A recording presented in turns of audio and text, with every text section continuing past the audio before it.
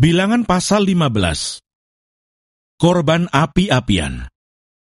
Tuhan berfirman kepada Musa, "Berbicaralah kepada orang Israel, dan katakanlah kepada mereka, apabila kamu masuk ke negeri yang akan kuberikan kepadamu menjadi tempat kediamanmu, dan kamu hendak mempersembahkan korban api-apian bagi Tuhan, dari lembu sapi atau kambing domba, baik korban bakaran atau korban sembelihan, baik untuk membayar suatu nazar khusus, atau sebagai persembahan sukarela, atau pada waktu perayaan-perayaanmu, dan dengan demikian menyediakan bau yang menyenangkan bagi Tuhan. Maka orang yang mempersembahkan persembahannya itu kepada Tuhan, haruslah mempersembahkan sebagai korban sajian 1/10 eva tepung yang terbaik, diolah dengan 1/4 hin minyak, dan beserta korban bakaran atau korban sembelihan itu. Engkau harus juga mempersembahkan 1/4 hin anggur sebagai korban curahan untuk setiap ekor domba yang dipersembahkan.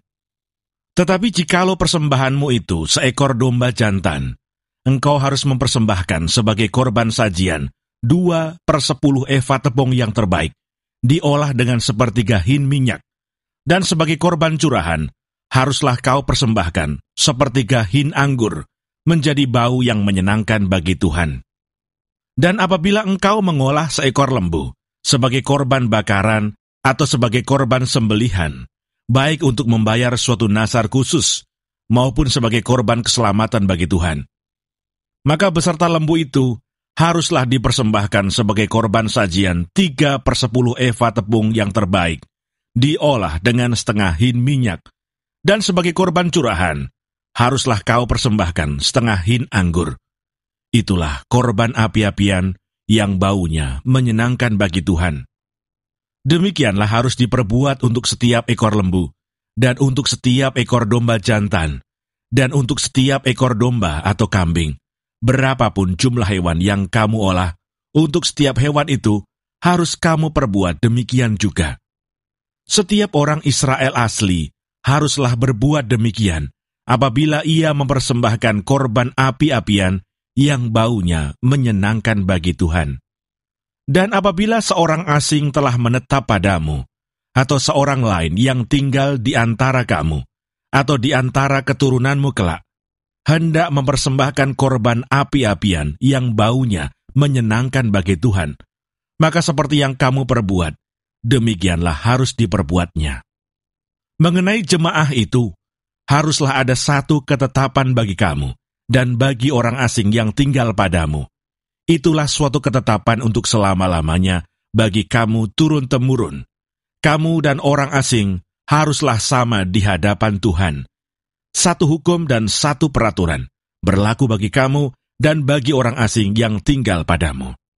Lagi berfirmanlah Tuhan kepada Musa, "Berbicaralah kepada orang Israel dan katakanlah kepada mereka, apabila kamu masuk ke negeri kemana kamu akan kubawa, maka apabila kamu makan roti hasil negeri itu, haruslah kamu mempersembahkan persembahan khusus bagi Tuhan. Tepung jelaimu yang mula-mula haruslah kamu persembahkan sebagai persembahan khusus berupa roti bundar, sama seperti persembahan khusus dari hasil tempat pengirikanmu. Demikianlah harus kamu mempersembahkannya. Dari tepung jelaimu yang mula-mula, haruslah kamu menyerahkan persembahan khusus kepada Tuhan, turun-temurun." Dosa yang tidak disengaja. Apabila kamu dengan tidak sengaja melalaikan salah satu dari segala perintah ini yang telah difirmankan Tuhan kepada Musa, yakni dari segala yang diperintahkan Tuhan kepadamu dengan perantaraan Musa, mulai dari hari Tuhan memberikan perintah-perintahnya dan seterusnya turun-temurun, dan apabila hal itu diperbuat di luar pengetahuan umat ini, tidak dengan sengaja, maka haruslah segenap umat mengolah seekor lembu jantan muda sebagai korban bakaran menjadi bau yang menyenangkan bagi Tuhan, serta dengan korban sajiannya dan korban curahannya, sesuai dengan peraturan, juga seekor kambing jantan sebagai korban penghapus dosa. Maka haruslah imam mengadakan pendamaian bagi segenap umat Israel, sehingga mereka beroleh pengampunan, sebab hal itu terjadi tidak dengan sengaja, dan karena mereka telah membawa persembahan-persembahan mereka sebagai korban api-apian bagi Tuhan. Juga korban penghapus dosa mereka di hadapan Tuhan karena hal yang tidak disengaja itu. Segenap umat Israel akan beroleh pengampunan, juga orang asing yang tinggal di tengah-tengahmu, karena hal itu dilakukan oleh seluruh bangsa itu dengan tidak sengaja. Apabila satu orang saja berbuat dosa dengan tidak sengaja, maka haruslah ia mempersembahkan kambing betina berumur setahun sebagai korban penghapus dosa. Dan imam haruslah mengadakan pendamaian di hadapan Tuhan bagi orang yang dengan tidak sengaja berbuat dosa itu, sehingga orang itu beroleh pengampunan karena telah diadakan pendamaian baginya. Baik bagi orang Israel asli maupun bagi orang asing yang tinggal di tengah-tengah kamu, satu hukum saja berlaku bagi mereka berkenaan dengan orang yang berbuat dosa dengan tidak sengaja. Tetapi orang yang berbuat sesuatu dengan sengaja, baik orang Israel asli, baik orang asing, orang itu menjadi penista Tuhan. Ia harus dilenyapkan dari tengah-tengah bangsanya, sebab ia telah memandang hina terhadap firman Tuhan dan merombak perintahnya. Pastilah orang itu dilenyapkan, kesalahannya akan tertimpa atasnya. Orang yang melanggar peraturan Sabat. Ketika orang Israel ada di padang gurun, didapati merekalah seorang yang mengumpulkan kayu api pada hari Sabat. Lalu orang-orang yang mendapati dia sedang mengumpulkan kayu api itu, menghadapkan dia kepada Musa dan Harun dan segenap umat itu. Orang itu dimasukkan dalam tahanan, oleh karena belum ditentukan apa yang harus dilakukan kepadanya. Lalu berfirmanlah Tuhan kepada Musa, orang itu pastilah dihukum mati. Segenap umat Israel harus melontari dia dengan batu di luar tempat perkemahan. Lalu segenap umat menggiring dia keluar tempat perkemahan. Kemudian dia dilontari dengan batu sehingga ia mati, seperti yang difirmankan Tuhan kepada Musa. Jumbai peringatan. Tuhan berfirman kepada Musa, "Berbicaralah kepada orang Israel dan katakanlah kepada mereka, bahwa mereka harus membuat jumbai-jumbai. Pada punca baju mereka turun-temurun, dan dalam jumbai-jumbai punca itu haruslah dibubuh benang ungu kebiru-biruan. Maka jumbai itu akan mengingatkan kamu apabila kamu melihatnya kepada segala perintah Tuhan, sehingga kamu melakukannya dan tidak lagi menuruti hatimu atau matamu sendiri, seperti biasa kamu perbuat dalam ketidaksetiaanmu terhadap Tuhan.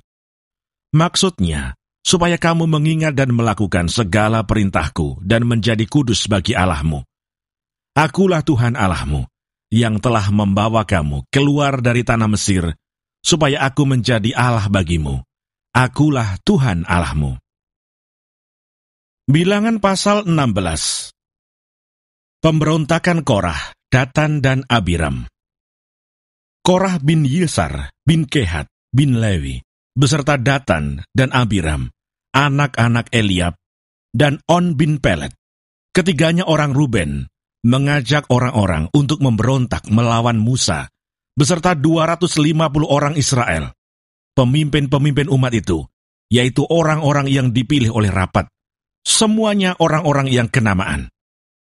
Maka mereka berkumpul, mengerumuni Musa dan Harun, serta berkata kepada keduanya, "Sekarang cukuplah itu. Segenap umat itu adalah orang-orang kudus, dan Tuhan ada di tengah-tengah mereka. Mengapakah kamu meninggi-ninggikan diri di atas jemaah Tuhan?"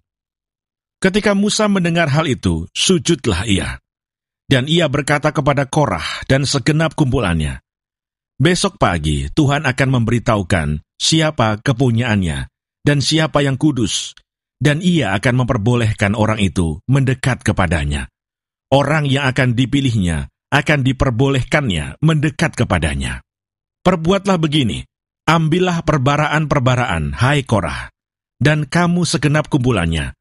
Bubuhlah api ke dalamnya, dan taruhlah ukupan di atasnya, di hadapan Tuhan pada esok hari. Dan orang yang akan dipilih Tuhan, dialah yang kudus. Cukuplah itu, hai orang-orang Lewi." Lalu berkatalah Musa kepada Korah, "Cobalah dengar, hai orang-orang Lewi, Belum cukupkah bagimu bahwa kamu dipisahkan oleh Allah Israel dari umat Israel dan diperbolehkan mendekat kepadanya, supaya kamu melakukan pekerjaan pada kemah suci Tuhan dan bertugas bagi umat itu untuk melayani mereka, dan bahwa engkau diperbolehkan mendekat bersama-sama dengan semua saudaramu Bani Lewi. Dan sekarang mau pula kamu menuntut pangkat imam lagi. Sebab itu engkau ini dengan segenap kumpulanmu, kamu bersepakat melawan Tuhan. Karena siapakah Harun, sehingga kamu bersungut-sungut kepadanya? Adapun Musa telah menyuruh orang untuk memanggil Datan dan Abiram, anak-anak Eliab, tetapi jawab mereka, kami tidak mau datang. Belum cukupkah bahwa engkau memimpin kami keluar dari suatu negeri yang berlimpah-limpah susu dan madunya, untuk membiarkan kami mati di padang gurun, sehingga masih juga engkau menjadikan dirimu tuan atas kami? Sungguh, engkau tidak membawa kami ke negeri yang berlimpah-limpah susu dan madunya, ataupun memberikan kepada kami ladang-ladang dan kebun-kebun anggur sebagai milik pusaka. Masakan engkau dapat mengelabui mata orang-orang ini? Kami tidak mau datang. Lalu sangat marahlah Musa dan ia berkata kepada Tuhan, janganlah perhatikan segala persembahan mereka. Belum pernah kuambil satu ekor keledai pun dari mereka, dan belum pernah kulakukan yang jahat kepada seseorang pun dari mereka. Lalu berkatalah Musa kepada Korah, engkau ini dengan segenap kumpulanmu harus menghadap Tuhan, engkau dan mereka dan Harun pada esok hari. Baiklah kamu masing-masing membawa perbaraannya, membubuh ukupan di atasnya. Lalu kamu mempersembahkan masing-masing perbaraannya ke hadapan Tuhan, 250 perbaraan. Juga engkau ini dan Harun, masing-masing harus membawa perbaraannya. Maka mereka masing-masing membawa perbaraannya, membubuh api ke dalamnya, menaruh ukupan di atasnya. Lalu berdirilah mereka di depan pintu kemah pertemuan, juga Musa dan Harun. Ketika Korah mengumpulkan segenap umat itu melawan mereka berdua di depan pintu kemah pertemuan, tampaklah kemuliaan Tuhan kepada segenap umat itu. Lalu berfirmanlah Tuhan kepada Musa dan Harun, pisahkanlah dirimu dari tengah-tengah umat ini, supaya kuhancurkan mereka dalam sekejap mata. Tetapi sujudlah mereka berdua dan berkata, ya Allah, Allah dari roh segala makhluk, satu orang saja berdosa, masakan engkau murka terhadap segenap perkumpulan ini? Maka berfirmanlah Tuhan kepada Musa, katakanlah kepada umat itu, pergilah dari sekeliling tempat kediaman Korah, Datan dan Abiram. Lalu pergilah Musa kepada Datan dan Abiram, dan para tua-tua Israel mengikuti dia. Berkatalah ia kepada umat itu, baiklah kamu menjauh dari kemah orang-orang fasik ini, dan janganlah kamu kena kepada sesuatu apapun dari kepunyaan mereka, supaya kamu jangan mati lenyap oleh karena segala dosa mereka. Maka pergilah mereka dari sekeliling tempat kediaman Korah, Datan dan Abiram. Keluarlah Datan dan Abiram, lalu berdiri di depan pintu kemah mereka bersama-sama dengan istrinya, para anaknya, dan anak-anak yang kecil. Sesudah itu berkatalah Musa, dari hal inilah kamu akan tahu bahwa aku diutus Tuhan untuk melakukan segala perbuatan ini, dan hal itu bukanlah dari hatiku sendiri. Jika orang-orang ini nanti mati seperti matinya setiap manusia, dan mereka mengalami yang dialami setiap manusia, maka aku tidak diutus Tuhan. Tetapi jika Tuhan akan menjadikan sesuatu yang belum pernah terjadi, dan tanah mengangakan mulutnya dan menelan mereka beserta segala kepunyaan mereka, sehingga mereka hidup-hidup turun ke dunia orang mati, maka kamu akan tahu bahwa orang-orang ini telah menista Tuhan. Baru saja ia selesai mengucapkan segala perkataan itu, maka terbelahlah tanah yang di bawah mereka, dan bumi membuka mulutnya dan menelan mereka dengan seisi rumahnya, dan dengan semua orang yang ada pada Korah, dan dengan segala harta milik mereka. Demikianlah mereka dengan semua orang yang ada pada mereka turun hidup-hidup ke dunia orang mati, dan bumi menutupi mereka, sehingga mereka binasa dari tengah-tengah jemaah itu. Dan semua orang Israel yang di sekeliling mereka berlarian mendengar teriak mereka, sebab kata mereka, "Jangan-jangan bumi menelan kita juga." Lagi keluarlah api, berasal daripada Tuhan, lalu memakan habis ke 250 orang yang mempersembahkan ukupan itu. Tuhan berfirman kepada Musa, "Katakanlah kepada Eleazar, anak Imam Harun, supaya ia mengangkat perbaraan-perbaraan dari antara kebakaran itu. Lalu hamburkanlah api itu jauh-jauh, karena semuanya itu kudus, yakni perbaraan orang-orang berdosa yang telah membayarkan nyawanya. Kemudian semuanya itu harus ditempa tipis-tipis menjadi salut mezbah, sebab telah dibawa ke hadapan Tuhan oleh orang-orang itu. Jadi semuanya itu kudus. Dengan demikian, hal itu menjadi tanda bagi orang Israel." Maka Imam Eleazar mengambil perbaraan-perbaraan tembaga yang telah dibawa oleh orang-orang yang terbakar itu, lalu ditempa menjadi salut mezbah. Itu menjadi suatu peringatan bagi orang Israel, supaya jangan tampil orang awam yang bukan dari keturunan Harun untuk membakar ukupan di hadapan Tuhan. Dan jangan ia menjadi seperti Korah dan kumpulannya, seperti yang difirmankan Tuhan kepadanya dengan perantaraan Musa. Tetapi pada keesokan harinya, bersungut-sungutlah segenap umat Israel kepada Musa dan Harun, kata mereka, "Kamu telah membunuh umat Tuhan." Ketika umat itu berkumpul melawan Musa dan Harun, dan mereka memalingkan mukanya ke arah kemah pertemuan, maka kelihatanlah awan itu menutupinya, dan tampaklah kemuliaan Tuhan. Lalu pergilah Musa dan Harun ke depan kemah pertemuan. Maka berfirmanlah Tuhan kepada Musa, "Pergilah dari tengah-tengah umat ini, supaya kuhancurkan mereka dalam sekejap mata." Lalu sujudlah mereka, berkatalah Musa kepada Harun, "Ambillah perbaraan, bubuhlah api ke dalamnya dari atas mezbah, dan taruhlah ukupan, dan pergilah dengan segera kepada umat itu, dan adakanlah pendamaian bagi mereka, sebab murka Tuhan telah berkobar, dan tulah sedang mulai." Maka Harun mengambil perbaraan seperti yang dikatakan Musa, dan berlarilah ia ke tengah-tengah jemaah itu. Dan tampaklah tulah telah mulai di antara bangsa itu. Lalu dibubuhnyalah ukupan, dan diadakannyalah pendamaian bagi bangsa itu. Ketika ia berdiri di antara orang-orang mati dan orang-orang hidup, berhentilah tulah itu. Dan mereka yang mati kena tulah itu, ada 14.700 orang banyaknya, belum terhitung orang-orang yang mati karena perkara Korah. Ketika Harun kembali kepada Musa di depan pintu kemah pertemuan, tulah itu telah berhenti. Bilangan pasal 17. Tongkat Harun berbunga. Tuhan berfirman kepada Musa, "Katakanlah kepada orang Israel, dan suruhlah mereka memberikan kepadamu 1 tongkat untuk setiap suku.